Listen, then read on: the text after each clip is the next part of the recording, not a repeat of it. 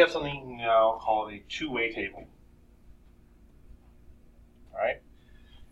And it is a frequency table that displays data collected from one source that belongs to two different categories. So one category of data is represented by rows and the other is by columns. Suppose you randomly survey freshmen and sophomores about whether they are attending a school concert. Well, you have to do this because you have freshmen saying yes or no and sophomores saying yes or no. This is the only way to really display that data. Or it's the best way, actually. So each entry in the table is called a joint frequency. Okay, you can think about it because joint is the meeting place of two parts, like two bones. So this is the intersection of attending and freshman. So it's that joint meeting place. The sums of the rows and columns are called marginal frequencies, which you will find in example 1. All right. So there's 25 freshmen attending, 44 not. There's 80 attending sophomores and 32 that are not. So now, as you can see, we have our totals. Okay, just there. We don't have them here. We have to do the math here. But basically, you've got males and females, and when they started driving, less than or equal to 16 or over 16. Well, just do the math. If 28 males were under or equal to 16, and there's 33 total, you just subtract. That's 5. And there's 8 female over 16, there's 22 total, that's 14. And now we can just add down. That's 42 that were under or at 16, and 13 that were over. And when you add the totals down and across, they should add together. 3 plus 2 is 5, 3 plus 2 is 5. 3 plus 2 is 5, 4 plus 1 is 5. Okay? So we're talking about 55 kids total, and this is the layout. So these are our joint frequencies, and these are our marginal frequencies. So in a survey, 106 juniors and 114 seniors respond. Right now, I'm going to go and put these in right now. So 106 juniors. Well, here's my juniors right here. So that's 106. Seniors, 114. Right now I can get a total. 10, carry the 1, 220. All right? Now, of those, 42 juniors and 77 seniors plan on attending. So attending is here. So 42 juniors said yes, and 77 seniors, that's not a 7. That's a, no. That's a 7. Now, to get the non-attending numbers, we just simply subtract. So 106 minus 42 is 64. And 114 minus 77 is 37. And then if I add straight down, I get 119 attending and 101 non-attending. And those add up to 220 also. And it says, then find and interpret the marginal frequencies, which we did. Okay? So that's these numbers right here. The total juniors, the total seniors, the total attending, the total non-attending, and the total.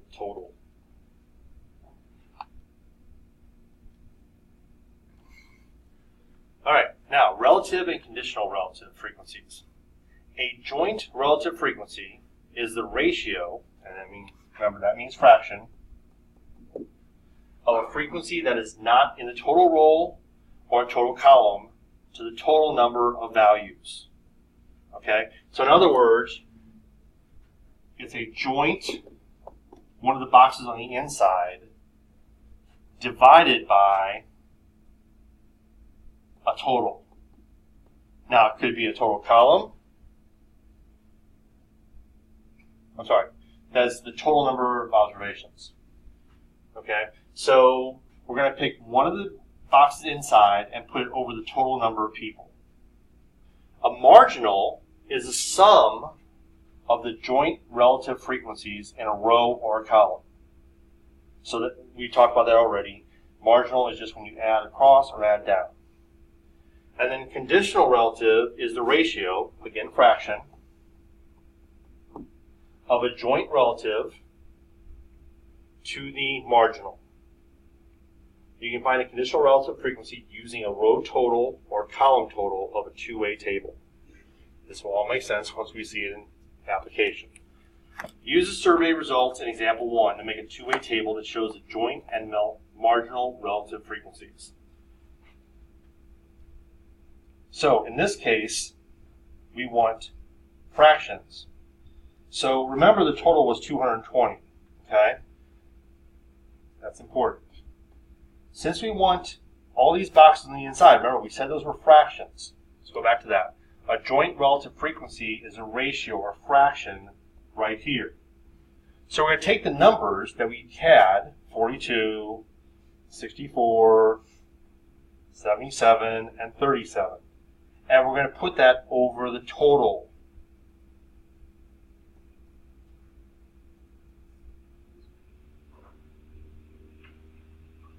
And then figure out what that is. That's 0.191, 0.291, 0.35, and 0.168. All right. Now, to find the marginal relative, we just add straight across and add straight down. So if we add 0.191 to 0.291, we get 0.482. And if we add across, we get 0.518. And if we add down, we get 0.541 and 0.459. And interestingly enough, if you add this way and this way, they add up to 1. Which makes sense because the 220 represented all the possible outcomes, all the number of people. So the percentages should add up to 1 whole. Okay, so what does this all mean? This means about 29%, 29.1 of the students are juniors and not attending the concert. Okay? Which we could have actually gotten from here.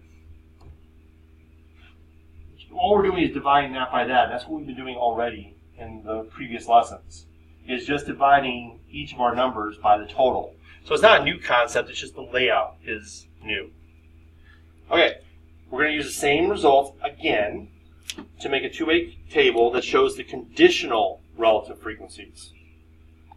Well, the conditional relative frequencies, remember, let's go back to that, is a fraction of the joint relative frequency. So we're going to take this decimal out of the new box. So each one is just taking information from the previous one. So we're going to take these decimals and use them. So we have 0.191, 0.291, and we're just bringing these from the previous box, 0.35, and 0.168. Those were the joint relative frequencies. And it said ratio, so we're doing a fraction, okay? And it's going to be from the totals. So for juniors, the totals was 0.482. 0.482. And for seniors, it was 0.518.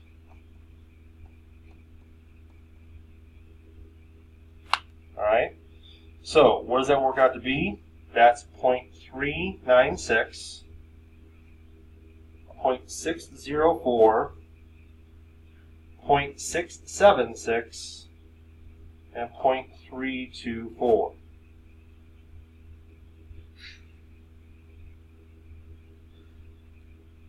So what does this mean? Let's take this one right here. That means, given that a student's a senior, okay, the conditional relative frequency that he or she is not attending is 32.4%. Okay, so that's why it's relative. If they're a senior, what is their actual chance? So we're just making it more specific. All right, now for this one, there was actually a copy-paste error. So you can have some fun right now. I didn't mean to put that one there. No. So on this one, you don't total when you're doing this procedure, so because it wouldn't make sense. So that was just a copy error from a previous table. Just ignore that.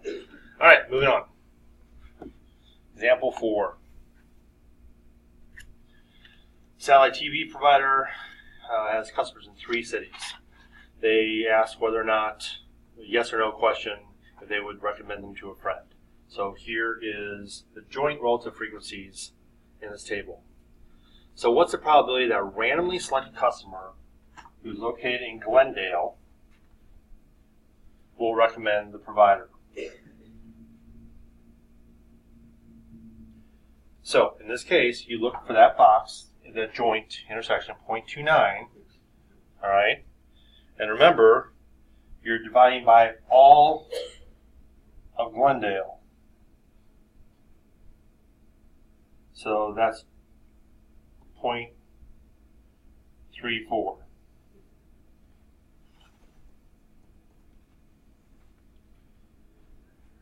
And in that case, you get 0.853. So 85.3% chance that someone living in Glendale says yes, that they would recommend it. Part B, what's probably the randomly selected customer who will not recommend is located in Long Beach. So Long Beach and no, we're looking right here. So that's 0.04 divided by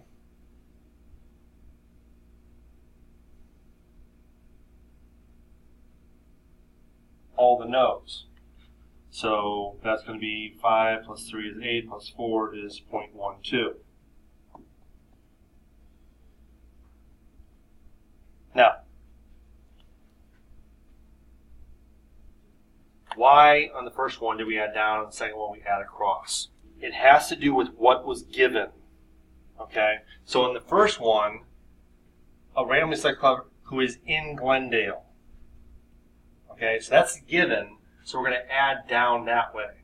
On part B, it says what's the probability of someone given that they will not recommend. So that's why we're adding up the no's on the bottom. Okay, and then when we do that, we get 0.333 or 33.3%. It's 1/3 basically. And then part C, determine whether recommending the provider to a friend and living in Long Beach are independent events.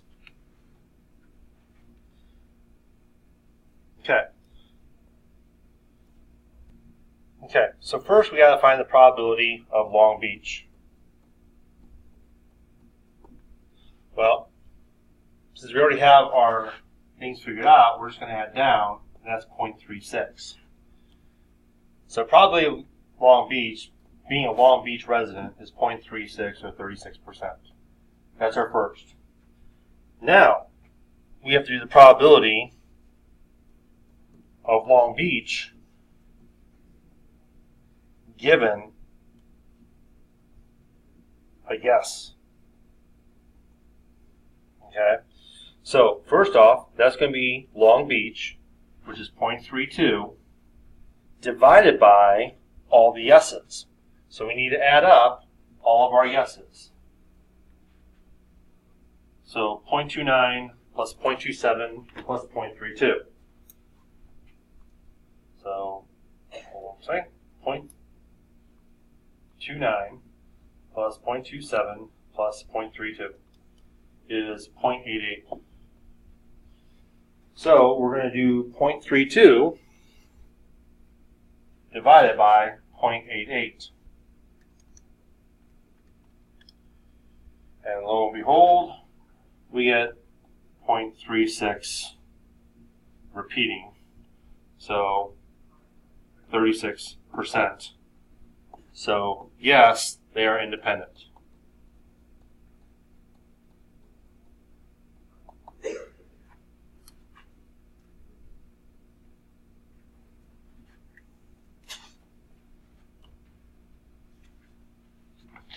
And our last example 5. A jogger wants to burn a certain number of calories during his workout. He maps out 3 possible jogging routes, A, B, and C. Before each workout, he randomly selects a route and then determines the number of calories he burns. So we have A, B, and C, and then he had reached his goal, did not reach his goals. Which route should he use? Okay, so first off, we got to make a table. So we have A, B, and C. And then we have, yes, he reached his goal. No, he didn't reach his goal. And we have total and total. Okay. Very sloppy two-way table. All right. So first off, reach his goal. Now, if you count up here how many there are 50 possibilities.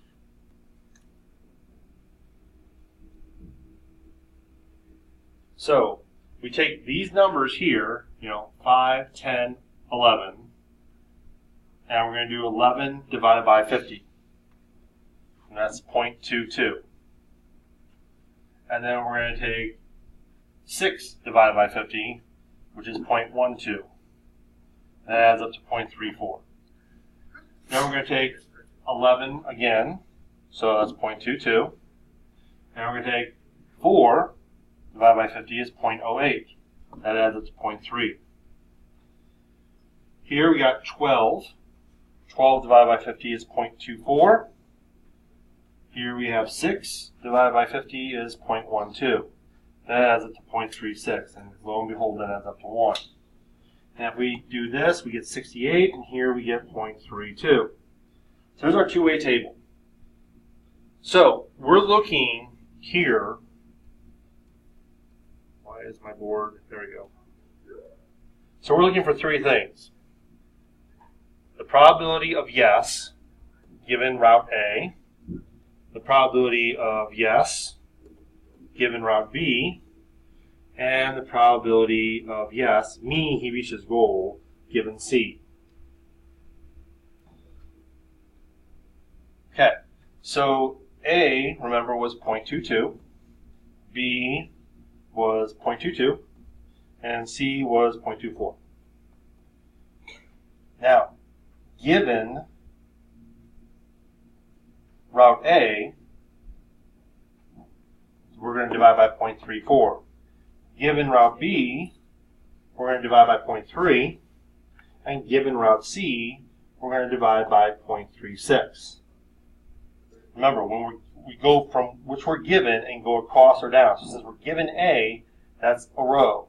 So we go to that total. So what does that give us? That gives us 0.647, 54.7%. That gives us 0.733, 73.3%.